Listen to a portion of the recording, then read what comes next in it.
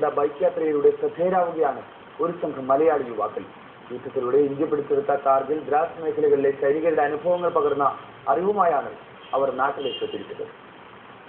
അവർ Palakkad NSS engineering കോളേജിൽ സ്നേഹവും സൗഹൃദവും പങ്കിട്ടവർ. കലാലയ നാളുകൾക്കു ശേഷം തൊഴിലിനായി പലയിടങ്ങളിലേക്കും പിരിഞ്ഞുപോയെങ്കിലും വീണ്ടും ഒത്തുചേരാനും ഒപ്പം ഇന്ത്യയുടെ ഹൃദയമറിയാനുമായിരുന്നു ഈ യാത്ര.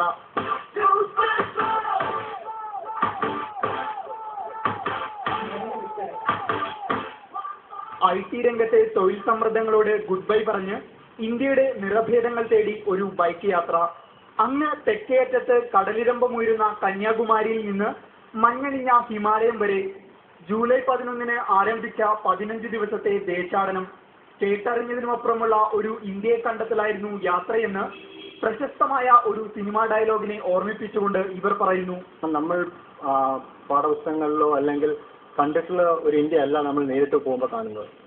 അത് ആൾക്കാർ ഓരോ സ്ഥലത്തെയും വളരെ അവിടെ ഹെൽപ്ഫുൾ മെന്റാലിറ്റിയും അവർ എങ്ങനെ പെരുമാറുന്നു എന്നുള്ളതും അത് ചെന്ന് കണ്ടാൽ തന്നെ നമുക്ക് മനസ്സിലാവുള്ളൂ.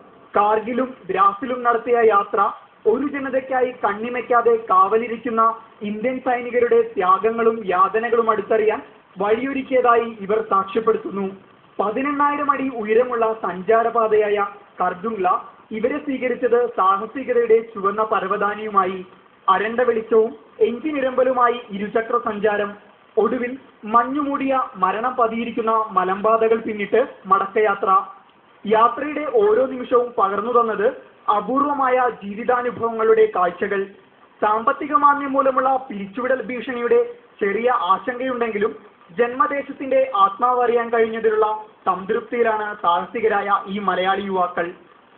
PB Anoop, India vision, Delhi.